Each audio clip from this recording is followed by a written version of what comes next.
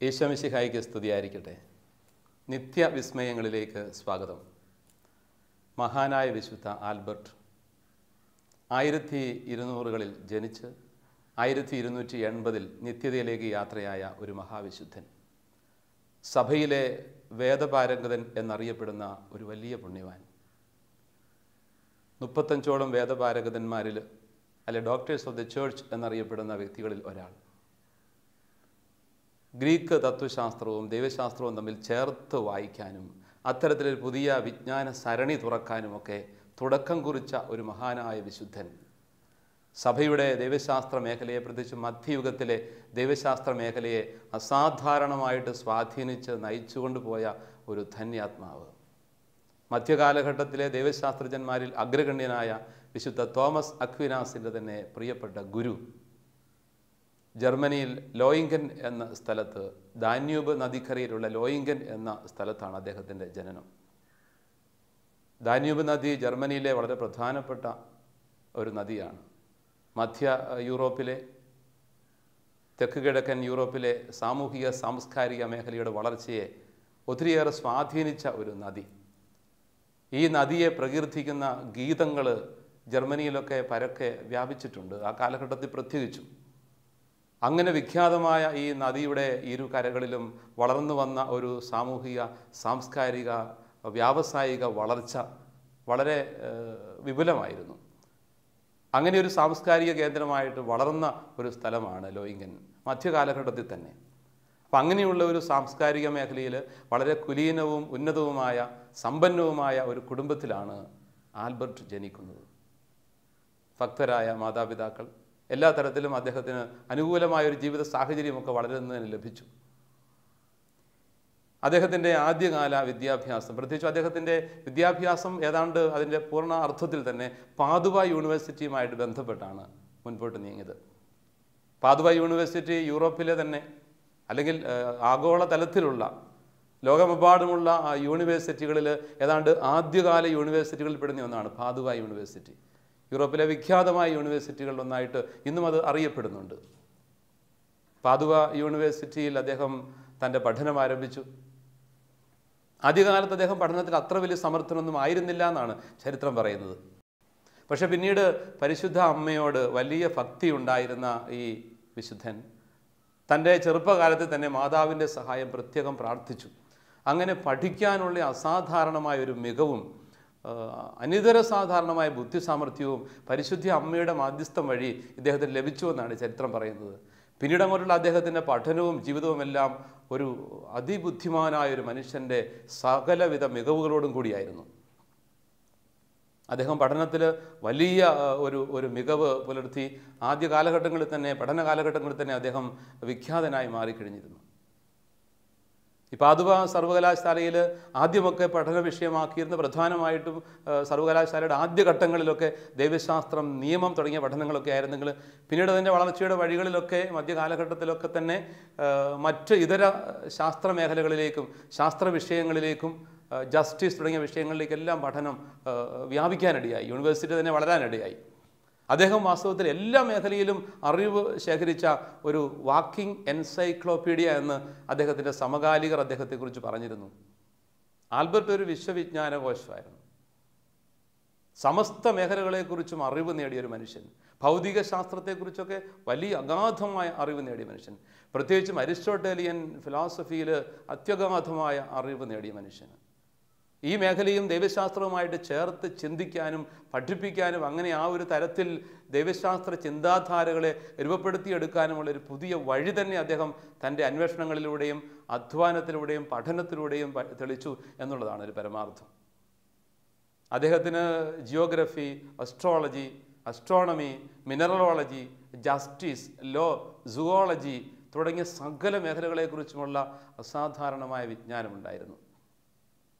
പിന്നീട് അദ്ദേഹത്തിൻ്റെ വിജ്ഞാന ശാഖകളിൽ എഴുതപ്പെട്ട ഗ്രന്ഥങ്ങൾ എല്ലാം ചേർത്ത് ഏതാണ്ട് ഒരു 38ഓളം വോളിയംസ് പിന്നീട് വർഷങ്ങൾക്ക് ശേഷം അദ്ദേഹത്തിൻ്റെ പേരിൽ കളക്ട് ചെയ്യപ്പെടുകയുണ്ടായി. അദ്ദേഹം വിവിധ കോളേജുകളിൽ, യൂണിവേഴ്സിറ്റികളിലെ പ്രൊഫസറായിരുന്നു.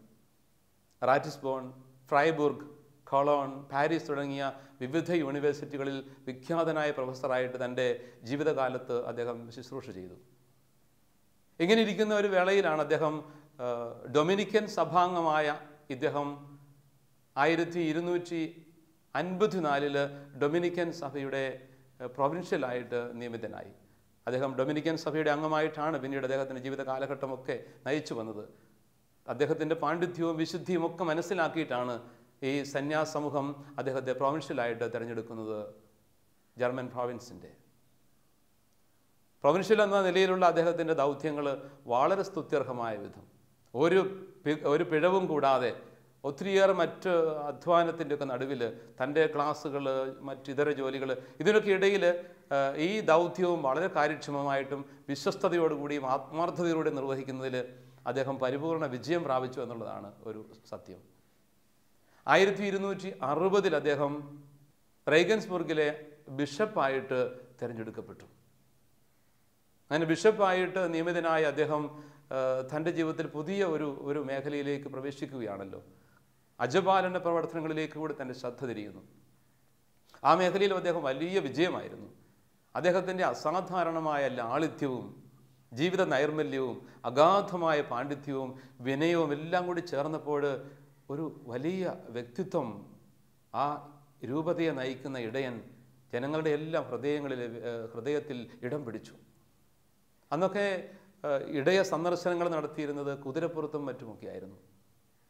പക്ഷേ മഹാനായ ആൽബർട്ട് അദ്ദേഹം തൻ്റെ ജീവിത ലാളിത്യത്തിൻ്റെയും ദാരിദ്ര്യാരൂപിയുടെയും ഭാഗമായിട്ട് നടന്നു തന്നെ ആകാവുന്നത്ര ഇടവകകളിലും സ്ഥലങ്ങളിലുമൊക്കെ സന്ദർശനം നടത്താനായിട്ട് ശ്രദ്ധിച്ചു. നടന്നു പോകുന്ന, ജനങ്ങളെ അടുത്തറിയുന്ന, അവരുടെ ഹൃദയങ്ങൾ അറിയുന്ന, അവരുടെ മനസ്സിലാക്കുന്ന, എത്ര വലിയ പണ്ഡിതനാണെങ്കിലും എളിയവരുടെ ജീവിതങ്ങളിലേക്ക് ഇറങ്ങിച്ചെല്ലുന്ന ഒരു ജീവിതത്തിൻ്റെ ലാളിത്യം ഇടവകയിലും രൂപതയിലും മുഴുവനും ജനങ്ങളെ ആകർഷിച്ചു എന്നല്ല, അവരെ ദൈവത്തിലേക്കും സഹോദര സ്നേഹത്തിലേക്കും ഒക്കെ വളർത്തി. പക്ഷേ ദൈവത്തിൻ്റെ പ്രത്യേക നിയോഗം എന്ന വിധമായിരിക്കാം അദ്ദേഹം 3 വർഷങ്ങൾ മാത്രമേ ബിഷപ്പായിട്ടുള്ള തൻ്റെ ദൗത്യം തുടർന്നുള്ളൂ. അതിനുശേഷം അദ്ദേഹം മറ്റൊരു ജീവിത പന്ഥാവിലേക്ക് മാറാൻ ആഗ്രഹിക്കുകയാണ്. കേവലം 3 വർഷങ്ങൾ മാത്രം തൻ്റെ ഇടയശ്രേഷ്ഠൻ എന്ന ദൗത്യം നിർവഹിച്ചിട്ട് പിന്നീട് ഡൊമിനിക്കൻ സഭയുടെ തന്നെ ഒരു വചനപ്രഘോഷകനായിട്ട് തെക്കൻ ജർമ്മനിയിലൊക്കെ ചുറ്റി നടന്നുകൊണ്ട് വചനം പ്രഘോഷിച്ചുകൊണ്ട് അനേകായിരങ്ങളെ ഈശോയിലേക്ക് നയിക്കുന്ന ഒരു വചനപ്രഘോഷകനായിട്ടാണ് പിന്നീട് തൻ്റെ ജീവിതം അദ്ദേഹം തിരഞ്ഞെടുക്കുന്നത്. അങ്ങനെ അദ്ദേഹത്തിൻ്റെ വചനപ്രഘോഷണങ്ങളും നിരന്തരമായ അധ്വാനവും ക്ലാസ്സുകളുമെല്ലാം ധാരാളം ജനങ്ങളെ തമ്പുരാനിലേക്ക് നയിച്ചു. ദൈവശാസ്ത്ര മേഖലയിൽ അതുല്യമായ സംഭാവനകൾ അദ്ദേഹം ചെയ്യുകയുണ്ടായി. അദ്ദേഹം ലിയോൺ സുനഹദോസിലെ ഒരു ദൈവശാസ്ത്രജ്ഞൻ എന്ന നിലയിലുള്ള തൻ്റെ പങ്കാളിത്തം ശ്രദ്ധേയമായിരുന്നു.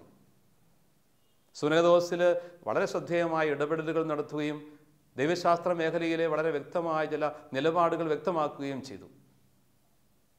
ആ നാളുകളിലൊക്കെയാണ് അദ്ദേഹത്തിൻ്റെ ശ്രേഷ്ഠ ശിഷ്യനായിരുന്ന തോമസ് അക്വിനാസ് മരണം പ്രാപിക്കുന്നത്. ഇത് ഈ ഗുരുവിനെ വല്ലാതെ വേദനിപ്പിച്ചു, അദ്ദേഹത്തെ വല്ലാതെ ഉലച്ചു കളഞ്ഞൊരു സംഭവമായിരുന്നു അത്.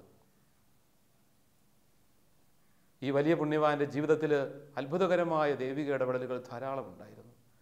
അനേകായിരങ്ങളെ കർത്താവിലേക്ക് നയിക്കാൻ ദൈവികമായ ഒരു ശുശ്രൂഷ വിവിധ മേഖലകളിൽ നിർവഹിച്ചുകൊണ്ട് അസാധാരണമായ ഒരു വിശുദ്ധിയിലും മഹത്വത്തിലും ഉയരാൻ അദ്ദേഹത്തിന് സാധിച്ചു. 1280 അദ്ദേഹം മരിക്കുന്നത്. മരണശേഷം 3 വർഷങ്ങൾക്ക് ശേഷം കൊളോണിലാണ് അദ്ദേഹത്തിൻ്റെ മൃതശരീരം അടക്കം ചെയ്യുന്നത്. കൊളോണിലെ ദൈവാലയത്തിൻ്റെ മുഖ്യ അൾത്താരയുടെ താഴെയായിട്ട് അദ്ദേഹത്തെ സംസ്കരിച്ചു. ഏതാണ്ട് 3 വർഷത്തിന് ശേഷം 1283 ആ കുഴിമാടം തുറന്നപ്പോൾ വളരെ ശോഭയോടെ, അല്പം പോലും അഴുകാതെ, സുഗന്ധം പരത്തുന്ന ഒരവസ്ഥയിലാണ് ആ ശരീരം കാണുവാനിടയായത്. ജീവിച്ചിരുന്നപ്പോൾ തന്നെ വിശുദ്ധനായിട്ട് എല്ലാവരും അദ്ദേഹത്തെ മനസ്സിലാക്കിയിരുന്നു. അതുകൊണ്ട് തന്നെ ഭക്തജനങ്ങളുടെ വലിയ പ്രവാഹം ഉണ്ടായിരുന്നു അദ്ദേഹത്തിൻ്റെ കല്ലറയിലേക്ക്. അഴുകാത്ത ശരീരം കണ്ടെത്തിയപ്പോൾ ജനങ്ങൾ പൂർവാധികം അദ്ദേഹത്തിൽ ആകൃഷ്ടനായിട്ട് ആ വിശുദ്ധിയിൽ പങ്കുചേരാൻ ആഗ്രഹിച്ചുകൊണ്ട് പ്രാർത്ഥിക്കാൻ, മധ്യസ്ഥം തേടാൻ ധാരാളം ആളുകൾ എത്തിത്തുടങ്ങി. അതിൻ്റെ ഫലമായിട്ട് പിന്നീട് അദ്ദേഹത്തിൻ്റെ ശരീരം മറ്റൊരു ഇടത്തേക്ക്, മറ്റൊരു കല്ലറയിലേക്ക് മാറ്റി സ്ഥാപിക്കുകയുണ്ടായി. ഏതാണ്ട് 200 വർഷങ്ങളോളം അവിടെ തന്നെ പിന്നീട് ആ ശരീരം സൂക്ഷിച്ചു, പുതിയ കല്ലറയിൽ. ഭക്തജനങ്ങളുടെ വലിയ പ്രവാഹമുണ്ടായിരുന്നു ആ നാളുകളിലൊക്കെ. കൊളോൺ സർവകലാശാലയുടെ തന്നെ സ്ഥാപകനായ മഹാനായ വിശുദ്ധ ആൽബർട്ട് ആ സർവകലാശാലയുടെ ഒരു വളർച്ചയ്ക്ക് കൂടി എല്ലാ തരത്തിലും കാരണമാക്കിയ വ്യക്തിയാണ്. അദ്ദേഹത്തിൻ്റെ മരണത്തിന് ശേഷം അത്ഭുതകരമായ അദ്ദേഹത്തിൻ്റെ മാധ്യസ്ഥം കൊണ്ടുകൂടി ആവണം ഈ കൊളോണിലെ സർവകലാശാല വളരെയധികം ഉന്നതങ്ങളിലേക്ക്, മഹത്വത്തിലേക്ക് ഉയരുകയുണ്ടായി.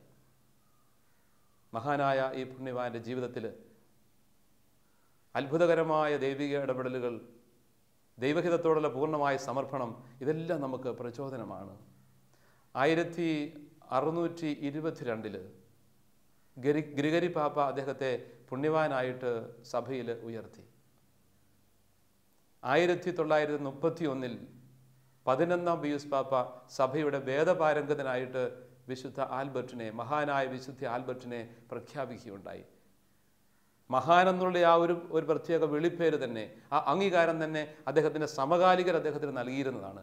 അദ്ദേഹത്തിൻ്റെ അത്യഗാധമായ അറിവും വിശുദ്ധിയും എല്ലാമാണ് അദ്ദേഹത്തെ മഹാൻ എന്ന വലിയ ഒരു വിളിപ്പേരിനെ അർഹനാക്കിയത്. ഈ വലിയ പുണ്യവാന്റെ ജീവിതത്തിൻ്റെ വ്യത്യസ്തമായ ജീവിത വഴികളിലൂടെ, നാൾ വഴികളിലൂടെ നമ്മൾ യാത്ര ചെയ്യുകയായിരുന്നു. ഈ ജീവിതത്തിൻ്റെ മഹത്വം തിരിച്ചറിയാൻ കഴിയുന്ന നമുക്ക് നമ്മുടെ ജീവിതത്തിലേക്ക് തിരിഞ്ഞു നോക്കാൻ കൂടി സാധിക്കട്ടെ. നമ്മുടെയൊക്കെ അന്വേഷണങ്ങൾ, ആത്മാർത്ഥമായ നമ്മുടെ അറിവ് സമ്പാദനങ്ങൾ, വിശുദ്ധി, വിനയം, ഇതൊക്കെ ചേർത്ത് കൊണ്ടുപോകാൻ കഴിയുന്നുണ്ടോ? ദൈവഹിതം അനുവർത്തിക്കാൻ പറ്റുന്നുണ്ടോ? വിശുദ്ധി എന്ന ആ മഹത്തായ പുഷ്പം ജീവിതത്തിൽ അണിയാൻ നമുക്ക് കഴിയുന്നുണ്ടോ? നമുക്ക് നമ്മെ തന്നെ പരിശോധിക്കാം. ഈ പുണ്യവാന്റെ ജീവിതത്തിൻ്റെ നാൾ വഴികളിലൂടെ നമുക്കൊന്നുകൂടി അടുത്ത് നിരീക്ഷിച്ചുകൊണ്ട് യാത്ര ചെയ്യാം.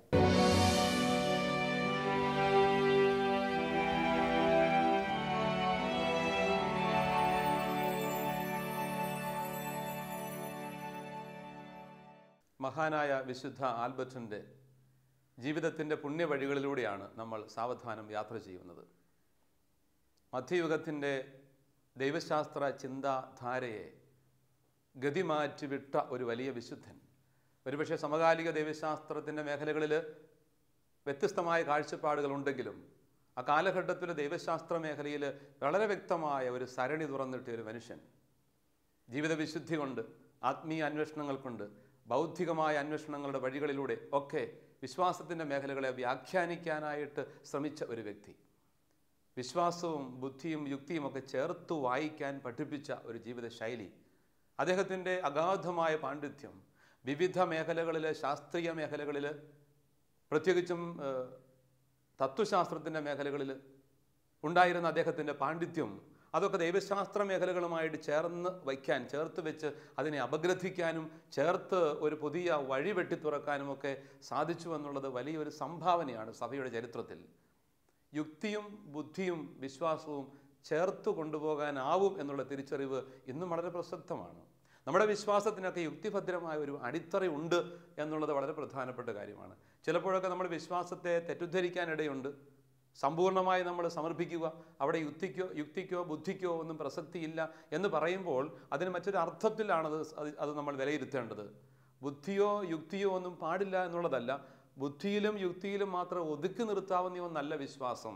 അതിനപ്പുറത്ത് ഉയരുന്ന, വളരുന്ന ഒന്നാണ്. ദൈവത്തെ നമ്മുടെ യുക്തിയിലോ ബുദ്ധിയിലോ ഒതുക്കാൻ പറ്റില്ല എന്നുള്ളത് മാത്രമാണ് ഇവിടെ അർത്ഥമാക്കുന്നത്. മറിച്ച് പരിശുദ്ധാത്മാവിൻ്റെ ദാനങ്ങൾ തന്നെയാണ് ജ്ഞാനവും ബുദ്ധിയും അറിവും വിവേകവുമെല്ലാം. പരിശുദ്ധാത്മാവിൻ്റെ ദാനങ്ങൾ നമ്മുടെ ജീവിതത്തിൽ പ്രസക്തമാണെങ്കിൽ നിശ്ചയമായിട്ടും യുക്തിക്കും ബുദ്ധിക്കും വിവേകത്തിനും ജ്ഞാനത്തിനുമൊക്കെ ഒരു വലിയ റോളുണ്ട് നമ്മുടെ വിശ്വാസവുമായിട്ട് ബന്ധപ്പെട്ട മേഖലകളിൽ. അറിവ് വർദ്ധിക്കുമ്പോൾ വിശ്വാസം കുറയുന്നു എന്നൊക്കെ തെറ്റിദ്ധരിക്കാറുണ്ട് ആളുകൾ ചിലപ്പോൾ. അതൊരിക്കലും ശരിയല്ല. അറിവ് വിശ്വാസത്തിൻ്റെ മേഖലയെ വളർത്തിയെടുക്കുകയാണ് വേണ്ടത്. വിശുദ്ധ ആൽബർട്ടിൻ്റെ ജീവിതത്തിൽ അങ്ങനെ തന്നെയായിരുന്നു. ഒരു ചലിക്കുന്ന എൻസൈക്ലോപീഡിയ എന്ന് വിശേഷിപ്പിക്കുന്ന സമകാലികർ അദ്ദേഹത്തെ സഞ്ചരിക്കുന്ന ഒരു വിശ്വവിജ്ഞാനകോശമായിട്ടാണ് കണ്ടിരുന്നത്. അങ്ങനെ അത്രമാത്രം അറിവിൻ്റെ മേഖലകളിൽ വിളങ്ങി ശോഭിച്ചിരുന്ന ഒരു മനുഷ്യന് വിശ്വാസത്തിൽ, വിശുദ്ധിയിൽ ഏറെ കാലം പിന്നിടാനായിട്ട് കഴിഞ്ഞു എന്നുള്ളതാണ് മഹത്തരമായ കാര്യം. നമുക്കൊക്കെ നമ്മുടെ കൊച്ചു അറിവിൻ്റെ മേഖലയിൽ നിന്നുകൊണ്ട് തന്നെ ഗർവോടുകൂടി പലതിനെയും നമ്മൾ അപഗ്രഥിക്കുന്നത് അപകടകരമായ ഒരവസ്ഥയാണ്. കുറച്ച് കാര്യങ്ങളിൽ അറിവ് സമ്പാദിച്ചു കഴിയുമ്പം ദൈവാലയത്തിൽ പോകുന്നത്, കുർബാന അർപ്പിക്കുന്നത്, പ്രാർത്ഥിക്കുന്നത്, വചനം വായിക്കുന്നത് ഇതൊന്നും അത്ര പ്രസക്തമല്ല, ഇതൊക്കെ അറിവില്ലാത്തവർക്ക് വേണ്ടിയിട്ടുള്ളതാണെന്നൊക്കെ ആരെങ്കിലുമൊക്കെ ചിന്തിക്കുന്നെങ്കിൽ അവർക്ക് തെറ്റി. ദൈവം അറിവിൻ്റെ പൂർണ്ണതയാണ്, ഒപ്പം ദൈവം വിശുദ്ധിയുടെ പൂർണ്ണതയുമാണ്. അപ്പോൾ അറിവിൻ്റെയും വിശുദ്ധിയുടെയും നിറവായ ദൈവത്തെ അറിവിലൂടെ, വിശുദ്ധിയിലൂടെ തന്നെ കണ്ടെത്താനായിട്ട് കഴിയുക എന്നുള്ളത് വളരെ പ്രധാനപ്പെട്ട കാര്യമാണ്. തത്വദർശനങ്ങളുടെ അടിസ്ഥാനങ്ങളായി നിൽക്കുന്നത് ദൈവവും മനുഷ്യനും പ്രപഞ്ചവുമൊക്കെയാണ്. ആദ്യകാല തത്വചിന്തകളൊക്കെ തന്നെ ഈ 3 പ്രധാനപ്പെട്ട സത്യങ്ങളെ ആസ്പദമാക്കിയായിരുന്നു. സ്വത്വപരമായ ഒരാളുടെ അന്വേഷണം തന്നെ ദൈവത്തിൽ എത്തിച്ചേരുമ്പോഴാണ് അത് പൂർണ്ണത വരിക്കുന്നത്. പ്രപഞ്ചവുമായിട്ടും പ്രകൃതിയുടെ ചലനങ്ങളുമായിട്ടൊക്കെ അതിന് ബന്ധമുണ്ട്. അപ്പോൾ എൻ്റെ വ്യക്തിപരമായ എന്നെ തന്നെ കണ്ടെത്താനുള്ള അന്വേഷണങ്ങൾക്ക് അർത്ഥപൂർണിമ ലഭിക്കുന്നത്, അതിന് ഊടും പാവുമൊക്കെ ലഭിക്കുന്നത്, അതിനെ ശരിയായ അർത്ഥത്തിൽ ഞാൻ മനസ്സിലാക്കിയെടുക്കുന്നത്, എന്നെ തന്നെ ഞാൻ കണ്ടെത്തുന്നത് ദൈവത്തിൽ ഞാൻ എൻ്റെ അന്വേഷണങ്ങൾ എത്തിക്കുമ്പോഴാണ്, പ്രകൃതിയിലൂടെ ഞാൻ യാത്ര ചെയ്യുമ്പോഴാണ്. അതുകൊണ്ട് ഈ പ്രപഞ്ചവും ദൈവവും മനുഷ്യനും ഒന്നിച്ചു ചേരുന്ന ഒരു യാഥാർത്ഥ്യം അത് വളരെ പ്രധാനപ്പെട്ടതാണ്. തിരുവചനത്തിൽ തന്നെ അതൊക്കെ പ്രകടമാണ്. ഉൽപ്പത്തി പുസ്തകം 1:26 ദൈവം തൻ്റെ ഛായയിലും സാദൃശ്യത്തിലും മനുഷ്യനെ മെനഞ്ഞു എന്നുള്ള മനോഹരമായ പാഠം തരുന്നുണ്ട്. 2-ാം അധ്യായം 7-ാമത്തെ തിരുവചനത്തിൽ പൂഴിയിൽ നിന്നും ദൈവം മനുഷ്യനെ മെനഞ്ഞെടുത്തു എന്നുള്ള ഒരു സത്യവും നമുക്ക് ഗ്രന്ഥകർത്താവ് പകർന്നു നൽകുന്നുണ്ട്. അപ്പോൾ പ്രകൃതിയുമായിട്ട് ബന്ധപ്പെട്ട് പ്രകൃതിയിൽ നിന്നും മനുഷ്യനെ രൂപപ്പെടുത്തിയെടുക്കുന്നു, പ്രകൃതിയുമായിട്ടുള്ള മനുഷ്യൻ്റെ ബന്ധം. അതുപോലെ തന്നെ ദൈവവുമായിട്ടും മനുഷ്യന് ബന്ധമുണ്ട്, ദൈവത്തിൻ്റെ ഛായയും സാദൃശ്യം അവന് നൽകിയിരിക്കുന്നു. അപ്പോൾ പ്രകൃതിയെ അമ്മയായി കാണാനും ഈ പ്രകൃതിയുമായിട്ട് ചേർന്ന് ഇണങ്ങി ജീവിക്കണമെന്ന് പഠിപ്പിക്കാനുമൊക്കെ 2-ാമത്തെ അധ്യായത്തിലെ ആഖ്യാനം നമ്മളെ പ്രേരിപ്പിക്കുമ്പോൾ ദൈവത്തിൻ്റെ ആ ഛായയിലേക്ക്, സ്നേഹത്തിൻ്റെ തനിമയിലേക്ക് വളരാനുള്ള വിളിയാണ് എനിക്ക് ലഭിച്ചിരിക്കുന്നത്, മനുഷ്യന് ലഭിച്ചിരിക്കുന്നത് എന്നുള്ള തിരിച്ചറിവിലേക്കാണ് ആദ്യ അധ്യായം പ്രധാനമായിട്ട് എത്തിക്കുന്നത്. ഒപ്പം 2-ാം അധ്യായം നൽകുന്ന, ഉൽപ്പത്തി പുസ്തകം 2-ാം അധ്യായം നൽകുന്ന മറ്റൊരു പ്രധാനപ്പെട്ട സന്ദേശം ദൈവത്തിൻ്റെ കരുതലും ശ്രദ്ധയും മനുഷ്യൻ്റെ സൃഷ്ടിയിലുണ്ട്. അത്രമാത്രം കരുതലോടുകൂടി, വ്യക്തമായ ഇടപെടലോടുകൂടി ദൈവം മനുഷ്യരെ രൂപപ്പെടുത്തിയെടുക്കുകയാണ്. വെറുതെ ഒരു വാക്കുകൊണ്ടെന്ന നിലയിലല്ല. ദൈവം പൂഴി കുഴച്ച് പൂഴിയിൽ നിന്നും മനുഷ്യന് ജന്മം നൽകുന്നെന്നൊക്കെ പറയുമ്പം ദൈവത്തിൻ്റെ കരങ്ങൾ അവൻ്റെ ജന്മത്തിൽ, അവൻ്റെ രൂപീകരണത്തിൽ സവിശേഷമായ വിധം ഇടപെട്ടിരുന്നു എന്നുള്ള വലിയൊരു സത്യം നമ്മൾ തിരിച്ചറിയുകയാണ്. ദൈവകരങ്ങൾ എന്നെ രൂപപ്പെടുത്തിയെടുത്തു, എന്നെ മെനഞ്ഞത് ദൈവമാണ്. ഒരു കുശവൻ തൻ്റെ കരങ്ങൾ ഉപയോഗിച്ച് പാത്രങ്ങൾ മെനയുന്നത് പോലെ ദൈവം തൻ്റെ കരങ്ങളാൽ മനുഷ്യനെ മെനഞ്ഞെടുത്തു. അത്രമാത്രം ശ്രദ്ധ, അത്രമാത്രം കരുതൽ മനുഷ്യന് ദൈവം ഇടുന്ന ഒരു വിലയുണ്ട്. യെശയ്യാ പ്രവചനത്തിലൊക്കെ നമ്മളത് വായിക്കും. ബഹുമാന്യനും പ്രിയങ്കരനുമാണ് നീ എനിക്ക് എന്ന കർത്താവിൻ്റെ വചനം. ബഹുമാന്യനും പ്രിയങ്കരനുമാണ്, നീ എനിക്ക് വിലപ്പെട്ടവനാണ് എന്ന് തിരുവചനം പറഞ്ഞു വെക്കും. 43-ാം അധ്യായത്തിൽ 4-ാമത്തെ വാക്യത്തിലൊക്കെ വ്യക്തമായിട്ടതുണ്ട്. നീ എനിക്ക് ബഹുമാന്യനും പ്രിയങ്കരനുമാണ്, നീ എനിക്ക് വിലപ്പെട്ടവനാണ്. അപ്പോൾ ദൈവം എന്നെ വിലമതിക്കുന്നെങ്കിൽ ഞാൻ എന്നെ വിലമതിക്കണം. ഞാൻ എൻ്റെ സഹോദരങ്ങളെ, ദൈവരൂപത്തിൽ തന്നെ സൃഷ്ടിക്കപ്പെട്ട എൻ്റെ സഹോദരങ്ങളെ ജാതിമത വ്യത്യാസങ്ങൾക്ക് അതീതമായി വിലമതിക്കണം, ആദരിക്കണം. ഇതൊക്കെ യുക്തിഭദ്രമായ അടിസ്ഥാനത്തിൽ നിന്നുകൊണ്ട് തന്നെ നമുക്ക് മനസ്സിലാക്കിയെടുക്കാൻ പറ്റും. അതിനകത്തൊരു തത്വദർശനത്തിൻ്റെ ഒരു അടിസ്ഥാനമുണ്ട്, സ്വാഭാവികമായ ഒരു യുക്തിചിന്തയുടെ ബലമുണ്ട്, വിശ്വാസത്തിൻ്റെ ഉറപ്പുമുണ്ട്. അപ്പോൾ യുക്തിഭദ്രമായിട്ട് വിശ്വാസത്തിൻ്റെ അടിസ്ഥാനങ്ങളെ സ്ഥാപിച്ചിടാനും അവിടെ നിന്നുകൊണ്ട് ദൈവം തന്നെ അറിവും കഴിവും ബുദ്ധിയും ഒക്കെ ഉപയോഗിച്ചുകൊണ്ട് ദൈവത്തെ വിനീതനായിട്ട് അന്വേഷിക്കാനും കഴിയുക, അത് മഹത്തായ സത്യമാണ്. വിനീതനായിട്ട് അന്വേഷിക്കണം. അഹങ്കാരിയുടെ ജീവിതത്തിൽ ദൈവത്തിന് പ്രവർത്തിക്കാനാവില്ല. ആദിപാപം തന്നെ അടിസ്ഥാനപരമായിട്ട് അഹങ്കാരമാണ്. ദൈവം അഹങ്കാരത്തെ വെറുക്കുന്നുമുണ്ട്. അതുകൊണ്ട് തന്നെ എളിമയോടുകൂടി തമ്പുരാനെ അന്വേഷിക്കുമ്പോൾ, തമ്പുരാൻ്റെ വഴികളിലൂടെ നമ്മൾ ഈ അന്വേഷണം തുടരുമ്പോൾ വെളിപ്പെടുത്തപ്പെട്ട വിശ്വാസ സത്യങ്ങളെ വിനീതമായിട്ട് സ്വീകരിച്ചുകൊണ്ട് അതിനെ ശാന്തമായിട്ട് വിനീതമായിട്ട് കണ്ടെത്താനായിട്ട് ശ്രമിക്കുമ്പോൾ ദൈവം നമുക്ക് ഉപരി വെളിപ്പെടുത്തി തരും. വിശുദ്ധ ആൽബർട്ടിൻ്റെയൊക്കെ ജീവിതത്തിൽ ഇതുപോലെയുള്ള വെളിപ്പെടുത്തലുകളാണ് ദൈവം കൊടുത്തിരുന്നത്. വലിയ അന്വേഷണങ്ങൾക്ക് ദൈവം ഉത്തരം കൊടുത്തു ഈ തരത്തിൽ. ശ്രദ്ധേയനായ ദൈവശാസ്ത്രജ്ഞൻ, ആധുനിക യുഗത്തിലെ തന്നെ ഒരു ദൈവശാസ്ത്രജ്ഞനായ കഴിഞ്ഞ മാർപ്പാപ്പ ബെനഡിക്റ്റ് 16 പാപ്പ തൻ്റെ പ്രസംഗമധ്യത്തിൽ പറഞ്ഞ ഒരു കാര്യമുണ്ട്. ഈ പ്രപഞ്ചത്തിൽ മുഴുവനും പരിശുദ്ധ ത്രിത്വത്തിൻ്റെ മുദ്രകൾ പതിഞ്ഞു കിടക്കുന്നു. എത്ര മനോഹരമായ ഒരു ആശയമാണ്. ഈ പ്രപഞ്ചത്തിൻ്റെ താളലയങ്ങളിൽ, ഈ പ്രപഞ്ചത്തിൻ്റെ, ഈ സൃഷ്ടപ്രപഞ്ചത്തിൻ്റെ യാഥാർത്ഥ്യങ്ങളിൽ പരിശുദ്ധ ത്രിത്വത്തിൻ്റെ മുദ്ര പതിഞ്ഞു കിടക്കുന്നു. ഖലീൽ ജിബ്രാനാണെന്ന് തോന്നുന്നു. കൂട്ടിച്ചേർത്ത് വായിക്കാവുന്നൊരു കാര്യം പറയുന്നുണ്ട്. ഒരു ഇലയെടുത്ത് നോക്കൂ, അതിൻ്റെ ഒരു വശത്ത് കുരിശുമരണവും മറുവശത്ത് ഉത്ഥാനവും രേഖപ്പെടുത്തിയിരിക്കുന്നു. അപ്പോൾ ഈ പ്രകൃതിയിൽ അലിഞ്ഞു ചേർന്നിരിക്കുന്ന ദൈവികതയുടെ ഗന്ധം, ഈ പ്രകൃതിയിൽ ചേർന്ന് നിൽക്കുന്ന ദൈവത്തിൻ്റെ സ്പർശനത്തിൻ്റെ അർത്ഥം, ഇതൊക്കെ തിരിച്ചറിയാൻ കഴിയണം. ഭാരതീയ ചിന്തയിലും ഈ പ്രപഞ്ചവുമായിട്ട് ബന്ധപ്പെട്ട ഒരു ദൈവിക സത്യയെ തിരിച്ചറിയാനുള്ള ഒരു അന്വേഷണമുണ്ട്. ഭാരതീയ തത്വദർശനങ്ങൾക്കകത്തൊക്കെ അത് വളരെ വ്യക്തമാണ്. അതുകൊണ്ട് നമ്മുടെ ജീവിതത്തെ അടിസ്ഥാനപരമായ ഒരു താത്വിക പിൻബലത്തോടുകൂടി വിശ്വാസത്തിൻ്റെ മേഖലകളെ വളർത്തിയെടുക്കുമ്പോൾ അത് ഉലയാത്ത ഒരു വിശ്വാസത്തിൻ്റെ ഉറപ്പിൽ നിലകൊള്ളും. വിനീതമായിട്ട് നമ്മുടെ അന്വേഷണങ്ങൾ തുടരാം. നമ്മുടെ മഹത്വം നമ്മൾ ദൈവത്തോട് ചേർന്നുകൊണ്ട് തിരിച്ചറിയുക, അവരനെയും അതുപോലെ തന്നെ വിലപ്പെട്ടവനായി കരുതുക, ആദരവോടുകൂടി പെരുമാറുക. അനുദിന ജീവിതത്തിൽ കണ്ടുമുട്ടുന്ന വ്യക്തികളിൽ, കുടുംബത്തിലാണെങ്കിലും സമൂഹ ബന്ധങ്ങളിലാണെങ്കിലും ആദരവോടുകൂടി ആളുകളെ കാണാൻ, സ്നേഹത്തോടുകൂടി ഇടപെടാൻ, അവരിലൊക്കെ ദൈവരൂപത്തെ കണ്ടെത്താൻ, ദൈവത്തിൻ്റെ തന്നെ മുഖം തിരിച്ചറിയാൻ കഴിയുമ്പോൾ നമ്മുടെ ജീവിതം അനുഗ്രഹീതമായി തീരുമെന്ന് പുണ്യവാൻ നമ്മളെ പഠിപ്പിക്കുന്നുണ്ട് ഒരു വ്യംഗ്യമായ അർത്ഥത്തിൽ. വിശുദ്ധൻ്റെ ജീവിതത്തിലെ മറ്റ് പ്രധാനപ്പെട്ട ഒരു കാര്യമാണ് തൻ്റെ കഴിവുകളും സിദ്ധികളും മുഴുവനും ദൈവമഹത്വത്തിനായിട്ട് അദ്ദേഹം വിനിയോഗിച്ചു എന്ന സത്യം. ഒത്തിരി കഴിവുകളുണ്ടായിരുന്നു. ദൈവം അറിഞ്ഞു കൊടുത്ത ബുദ്ധിവൈഭവം ഉണ്ടായിരുന്നു. പരിശുദ്ധ അമ്മയുടെ പ്രത്യേക ഇടപെടലിലൂടെ ലഭിച്ച വലിയ ഒരു ബുദ്ധി സാമർഥ്യവും വിജ്ഞാനവും ഒക്കെ ഉണ്ടായിരുന്നു. ഇത് മുഴുവനും ദൈവദാനമാണെന്ന് അദ്ദേഹം തിരിച്ചറിഞ്ഞു. ദൈവദാനമായതുകൊണ്ട് ദൈവമഹത്വത്തിനായിട്ട് തന്നെ വിനിയോഗിച്ചു.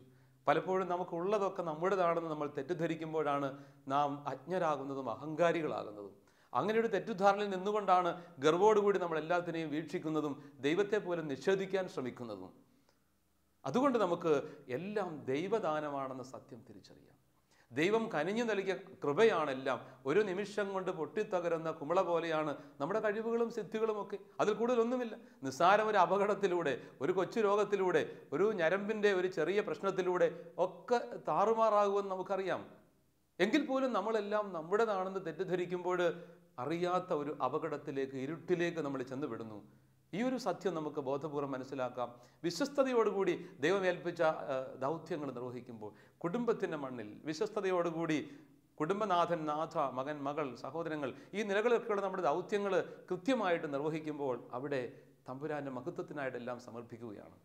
മെത്രാൻ എന്ന നിലയിലുള്ള അദ്ദേഹത്തിൻ്റെ ദൗത്യങ്ങൾ, പ്രൊവിൻഷ്യൽ എന്ന നിലയിലുള്ള അദ്ദേഹത്തിൻ്റെ ഡൊമിനിക്കൻ സഭയുടെ പ്രൊവിൻഷ്യൽ സുപ്പീരിയർ എന്ന നിലയിലുള്ള ദൗത്യങ്ങളൊക്കെ എത്ര നിഷ്ഠയോടും കൃത്യതയോടും ചിട്ടയോടും കൂടി അദ്ദേഹം ചെയ്യുന്നു. അവിടെയൊക്കെ ചെറിയ കാര്യങ്ങളിൽ പോലും വലിയ ശ്രദ്ധ. വിശുദ്ധരൊക്കെ പറയുന്നത് പോലെ ചെറിയ കാര്യങ്ങൾ വലിയ സ്നേഹത്തോടു കൂടി ചെയ്യുക, വലിയ വിശ്വസ്തയോടുകൂടി നിർവഹിക്കുക. അവിടെയാണ് സുഹൃതം, അവിടെയാണ് അനുഗ്രഹത്തിൻ്റെ ഉറവ പൊട്ടുന്നത്, അവിടെയാണ് ദൈവത്തിൻ്റെ കൃപയുടെ നിധി മറഞ്ഞു കിടക്കുന്നത്. ഈ ഒരു തിരിച്ചറിവിലേക്ക് നമുക്ക് എത്താൻ പറ്റുമ്പോൾ നമ്മുടെ കുടുംബങ്ങൾ അനുഗ്രഹീതമാകും. വിശ്വസ്തത ഒത്തിരി നിറം കെട്ടുപോയ വാക്കാണ്. അതുകൊണ്ട് ഈ കാലഘട്ടത്തിൽ ബോധപൂർവം നിറം പിടിപ്പിച്ചെടുക്കേണ്ട, ബോധപൂർവം ജീവിക്കേണ്ട ഒരു യാഥാർത്ഥ്യമാണ് വിശ്വസ്തത. കുടുംബത്തിൽ ആരംഭിക്കട്ടെ, അത് സമൂഹത്തിൽ, ഇടപെടലുകളിൽ, ബന്ധങ്ങളിൽ ഒക്കെ ആ വിശ്വസ്തത വളർത്തിയെടുക്കാൻ നമുക്ക് കഴിയണം. വിജയം മാത്രം പോരാ, വിശ്വസ്തത അനിവാര്യമാണെന്ന് നമുക്ക് ഓർത്തിരിക്കാം. മൂന്നാമത്തെ പ്രധാനപ്പെട്ട ഒരു മൂല്യമാണ് അദ്ദേഹത്തിൻ്റെ ജീവിത ലാളിത്യം. എല്ലാം ഒരുപക്ഷെ അദ്ദേഹത്തിന് ആഡംബരപൂർവ്വം ജീവിക്കാനുള്ള സാധ്യതകളൊക്കെ ഉണ്ടായിരുന്നിട്ടും വളരെ ലളിതമായിട്ട് ജീവിച്ച മനുഷ്യൻ.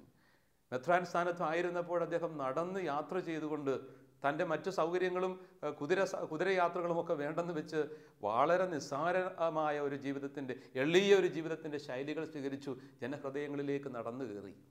അങ്ങനെ മനുഷ്യ ഹൃദയങ്ങളിലേക്ക് നടന്നു കയറാൻ കഴിയുന്നത്, അവരുടെ ജീവിതത്തെ താങ്ങിയെടുക്കാനും രക്ഷിക്കാനും കഴിയുന്നത് വിനീതമായ ലളിതമായ ജീവിത ശൈലിയുള്ളവർക്കാണ്. മഹാത്മജി ഭാരതത്തിൻ്റെ മണ്ണിലെ ഏറ്റവും ശ്രേഷ്ഠമായ ഒരു ഉദാഹരണമാണ്. മദർ തെരേസയെ പോലെയുള്ള വിശുദ്ധാത്മാക്കളും മറ്റ് അനവധി വ്യക്തികൾ, ഈ കാലഘട്ടത്തിൽ തന്നെയുള്ള എത്രയോ ധന്യാത്മാക്കൾ ലളിത ജീവിതത്തിലൂടെ ജീവിതത്തെ ധന്യമായിട്ട് ഉദാഹരിക്കുന്നു. അപ്പോൾ നമ്മുടെയൊക്കെ ജീവിതത്തിൽ എന്തുമാത്രം ലാളിത്യം പാലിക്കാൻ പറ്റണം എന്നുള്ളൊരു ചോദ്യം വളരെ പ്രധാനപ്പെട്ടതാണ്. സൗകര്യങ്ങൾ വർദ്ധിക്കുമ്പോൾ, സാധ്യതകൾ വർദ്ധിക്കുമ്പോൾ നമ്മൾ അറിയാതെ ആഡംബരത്തിലേക്ക് വഴുതിപ്പോകുന്നു. അറിയാതെ പോലും പലപ്പോഴും സംഭവിക്കും.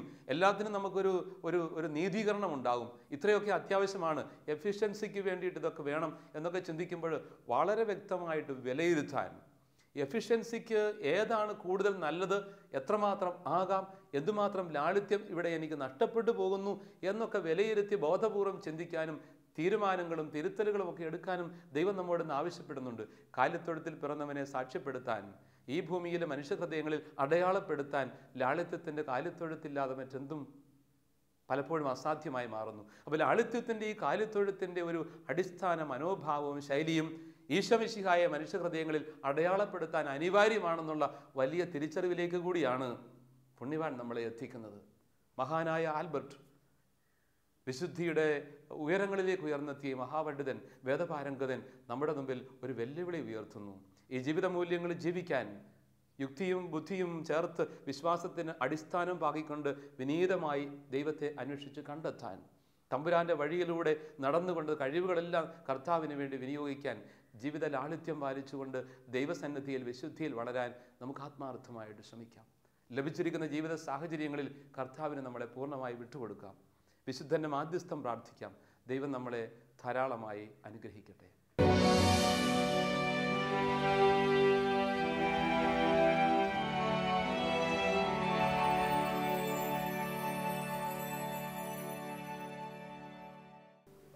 നമുക്ക് മിഴിപൂട്ടി ദൈവസന്നിധിയിലേക്ക് തിരിയാം. പിതാവും പുത്രനും പരിശുദ്ധാത്മാവുമായ ത്രിയേക ദൈവമേ, ഞങ്ങളങ്ങയെ സ്തുതിക്കുകയും ആരാധിക്കുകയും നന്ദി പറയുകയും ചെയ്യുന്നു.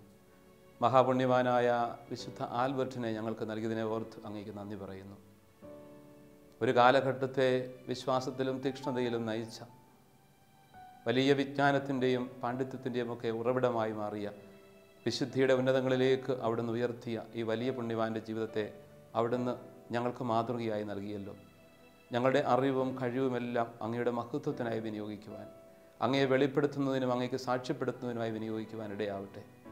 നല്ല ദൈവമേ, അഹന്തയുടെ തരങ്ങളിലേക്ക് ഒരിക്കലും താഴ്ന്നു പോകാതെ വിനയത്തിലും സ്നേഹത്തിലും എളിമയിലും ലാളിത്യത്തിലും ജീവിക്കുവാൻ, സ്നേഹത്തോടുകൂടി അങ്ങയെ ശുശ്രൂഷിക്കുവാൻ, ഞങ്ങൾക്ക് ഏൽപ്പിക്കപ്പെട്ട ദൗത്യങ്ങൾ തികഞ്ഞ ഉത്തരവാദിത്വ ബോധത്തോടെ നിർവഹിക്കുവാൻ, കുടുംബത്തിൻ്റെയും സമർപ്പിത ജീവിതത്തിൻ്റെയും ഒക്കെ സാഹചര്യങ്ങളിൽ നീ ആഗ്രഹിക്കുന്ന വിധം അർത്ഥപൂർണമായി ഞങ്ങളുടെ ജീവിതം സമർപ്പിക്കുവാൻ ഇടയാവട്ടെ. പുണ്യവാനായ വിശുദ്ധ ആൽബർട്ടിൻ്റെ പ്രത്യേക മാധ്യസ്ഥയിൽ ഞങ്ങൾ ഈ പ്രാർത്ഥനകളെല്ലാം അങ്ങയുടെ സന്നിധിയിൽ സമർപ്പിക്കുന്നു. അവിടുത്തെ അനുഗ്രഹിക്കുന്ന വലങ്കൈ നീട്ടി ഞങ്ങളെ ആശീർവദിക്കണമേ. നിത്യം പിതാവും പുത്രനും പരിശുദ്ധാത്മാവുമായ സർവേശ്വര എന്നേക്കും ആമേൻ.